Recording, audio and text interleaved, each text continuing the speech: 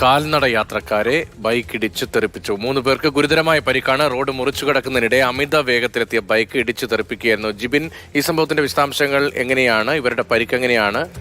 യാത്രക്കാരനും ഈ ബൈക്ക് ഓടിച്ച ആൾക്കും പരിക്കുണ്ടോ? രതീഷ്, ഈ കഴക്കൂട്ടം കാരോട് ബൈപ്പാസ് റോഡിൽ ഇന്ന് വൈകുന്നേരം 6:15 കൂടിയാണ് ഈ ഒരു വാഹനാപകടം ഉണ്ടാകുന്നത്. 2 പേർ, പ്രദേശവാസികളായ മോഹനും മറ്റൊരാളും ബൈപ്പാസ് റോഡ് മുറിച്ച് കടക്കുന്നതിനിടെ അമിത വേഗത്തിലെത്തിയ ബൈക്ക് ഇവരെ 2 പേരും ഇടിച്ച് തെറിപ്പിക്കുകയായിരുന്നു. ഈ ഒരു അപകടത്തിൽ ബൈക്ക് യാത്രികനും അതുപോലെ ബൈപ്പാസ് മുറിച്ച് കടക്കാൻ ശ്രമിച്ച 2 പ്രദേശവാസികൾക്കും ഗുരുതരമായി പരിക്കേറ്റിട്ടുണ്ട്. ഈ 2 പ്രദേശവാസികളെയും അതുപോലെ തന്നെ ബൈക്ക് യാത്രികനെ ഇപ്പോൾ ആശുപത്രിയിൽ പ്രവേശിപ്പിച്ചിരിക്കുകയാണ്.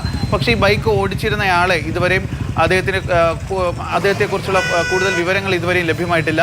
മറ്റ് 2 പേരും പ്രദേശവാസികൾ തന്നെയാണ്. തിരുവനന്തപുരത്താണ് ഈ സംഭവം. തിരുവനന്തപുരം മുക്കോല ബൈപ്പാസിൽ കാൽനട യാത്രക്കാരെ ബൈക്ക് ഇടിച്ചു തെറിപ്പിച്ചു. 3 പേർക്ക് ഗുരുതരമായ പരിക്ക് ഏറ്റിട്ടുണ്ട്.